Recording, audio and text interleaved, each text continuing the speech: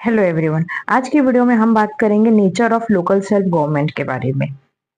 इस टॉपिक में हम समझेंगे पंचायती राज और म्यूनिसिपैलिटीज का स्ट्रक्चर, उनकी नेचर, चैलेंजेस और कुछ जबरदस्त सुप्रीम कोर्ट के जजमेंट्स भी। इस वीडियो की डिटेल नोट्स आपको डिस्क्रिप्शन बॉक्स में मिल जाएगी। इस वीडियो में हम कवर करेंगे introduction, constitutional provisions, 73rd and 74th amendment. इसमें हम थोड़ा सा शॉर्ट में पढ़ेंगे और नेक्स्ट वीडियो में हम डिटेल में बात करेंगे 73rd और 74th के अमेंडमेंट के बारे में। फिर हम देखेंगे nature, challenges, landmark judgments, recent development और conclusion. Local self-government refers to the democratic administration of local areas by locally elected representatives. Local self government यानी कि LSG का मतलब है कि लोकल एरियाज का एडमिनिस्ट्रेशन लोकल लोगों के द्वारा हो, जिसे लोग डायरेक्टली चुन सकते हैं।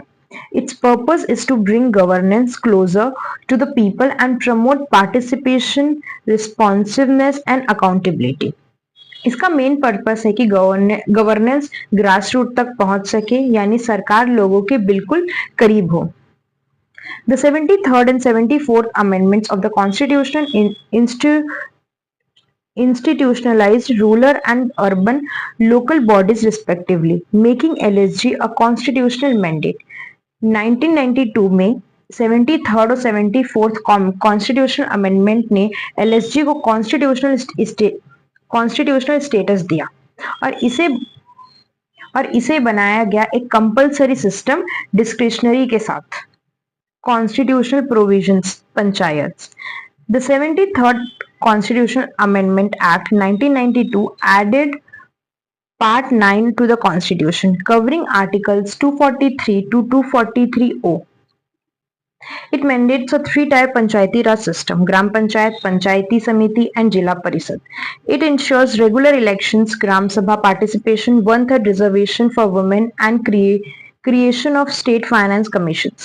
The 11th schedule lists 29 subjects to do develop to panchayats. इसमें ग्राम सभा 3-tier स्ट्रक्चर, ग्राम पंचायत, पंचायत समिति, जिला परिषद, 5 साल में इलेक्शंस और ST/SC वुमेन के लिए रिजर्वेशन मैंडेटरी बनाया गया। साथ ही 11th शेड्यूल भी इंट्रोड्यूस की गई। इसमें 29 सब्जेक्ट्स दिए गए जो पंचायत को दिए जा सकते हैं। Constitutional provisions, municipalities. The 74th Constitutional Amendment Act 1992 added Part 9A covering Articles 243P to 243ZZ. Urban areas के लिए 74th अमेंडमेंट लाया गया। इसमें पार्ट 9 ऐड हुआ, आर्टिकल 443P से 443ZZ तक। It classifies urban local bodies into Nagar Panchayat, Municipal Council and Municipal Corporation. It provides for composition, reservation, powers, finance and committees. तीनों levels define किए गए: Nagar Panchayat, municipal council and municipal corporation. The 12th schedule lists 11 functions including urban planning, roads, public health and sanitation. 12th schedule introduce की गई with 18 functions, जैसे urban planning, water supply, sanitation and etcetera. अब हम बात करेंगे nature of local self government के बारे में। सबसे पहला नेचर है वो है democratic and decentralized nature. Second nature है वो है constitutional status and development role. Third है एम्पावरमेंट एंड ऑटोनॉमी। फोर्थ है participatory and planning role. Democratic and decentralized nature. Local self-government ensures grassroots democracy through regular, direct elections and accountable governance. Local self-government का basic nature democratic है। लोग अपने representative को vote करके elect करते हैं। It decentralizes authority, enabling local bodies to plan and implement programs to specific to community needs.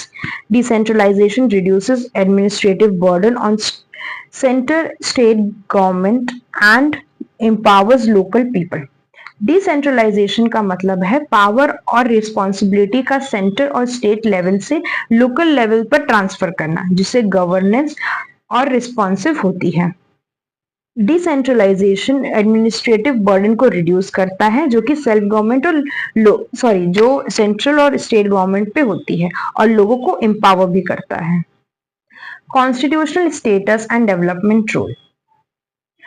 Post 1992 local self-government became a constitutional requirement. This elevates its importance beyond state discretion. 1992 के amendments के बाद local self government को constitutional banking मिल गया, यानी अब states इन्हें ignore नहीं कर सकती। Local bodies play a key role in social and economic development, implementing schemes related to health, education, water supply, and poverty alleviation. Local bodies अब directly development programmes implement करती हैं, जैसे कि health, education, rural development and sanitation. Empowerment and autonomy. Reservations for SCs, STs and women ensures political representation and empowerment. Local self government ने marginalised group को empower किया है, specially women, SC और STs को। Despite constitutional status, local bodies often lack real autonomy due to inadequate devolution of powers and funds by states. True autonomy requires functional and financial and administrative independence. पर एक challenge ये है कि in bodies के पास real power नहीं होती, काफी कुछ स्टेट गवर्नमेंट के कंट्रोल में नहीं होता। Participatory and planning role. Local self-governments facilitate participatory governance via Gram Sabha and ward committees. ग्राम सभा और वार्ड कमिटीज लोगों को डायरेक्ट पार्टिसिपेट करने का मौका देते हैं। They serve as planning authorities, preparing local development plans and coordinating with higher authorities for fund allocation and implementation. ये बॉडीज अपने एरिया के डेवलपमेंट प्लान्स बनाती है और उन्हें इम्प्लीमेंट करती है। ये ट्रू पार्टिसिपेटरी गवर्नेंस का एग्जाम्पल है। Challenges faced by LSG: inadequate functions of 3 Fs: functions, funds and functionaries. Dependency on state governments. जो लोकल सेल्फ गवर्नमेंट होती है वो स्टेट गवर्नमेंट पे बहुत ज्यादा डिपेंडेंट होती है। Lack of trained personnel and infrastructure और पर्सनल ट्रेन पर्सनल नहीं होते। Political interference from MPs and MLAs। Political interference रहता है MPs MLAs का। corruption, inefficiency and lack of accountability mechanisms. अब हम बात करेंगे लैंडमार्क जजमेंट के बारे में। सबसे पहला केस है Krishna Murthy versus union of India 2010.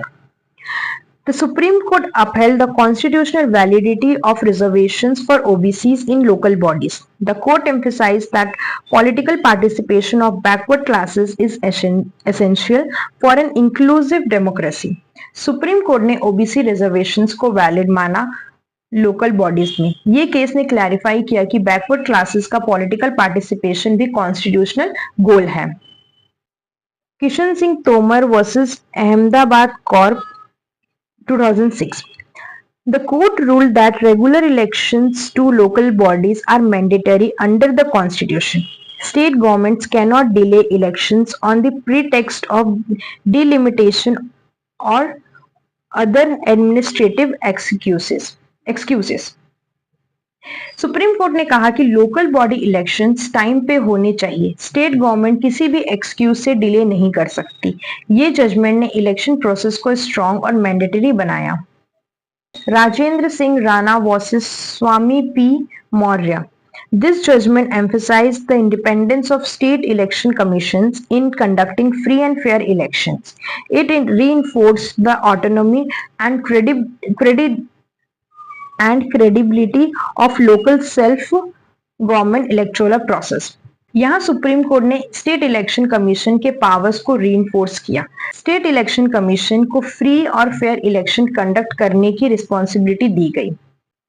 Next Thaniyappa Ambedkar school UP versus Pradhan Singh.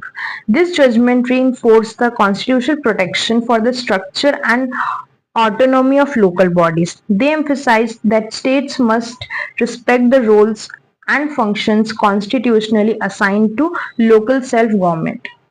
इस केस में ये क्लैरिफाई किया गया कि लोकल सेल्फ गवर्नमेंट बॉडीज के रोल्स को आर्बिट्रेरी चेंज नहीं किया जा सकता। स्टेट गवर्नमेंट्स को कॉन्स्टिट्यूशन के प्रोविजंस का रिस्पेक्ट करना होगा।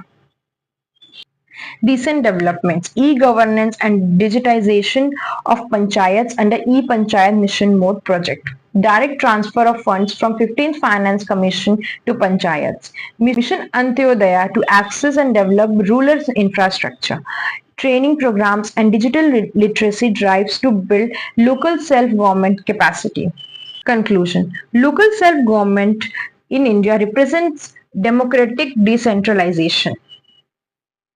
लोकल सेल्फ गवर्नमेंट सिर्फ एक गवर्नेंस सिस्टम नहीं बल्कि डेमोक्रेसी का रियल फेस है जहां आम आदमी सरकार का हिस्सा बन सकता है।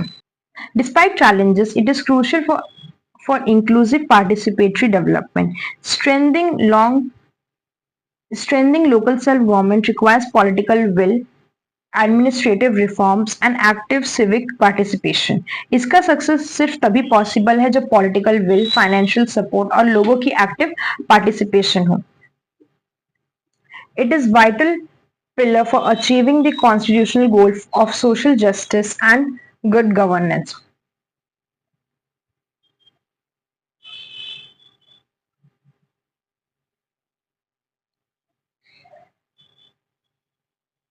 तो आज के इस वीडियो में हमने nature of local self government का टॉपिक क्लियर किया।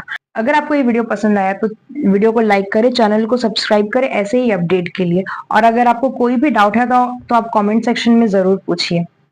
इस वीडियो के डिटेल नोट्स आपको डिस्क्रिप्शन बॉक्स में मिल जाएंगे। Thank you.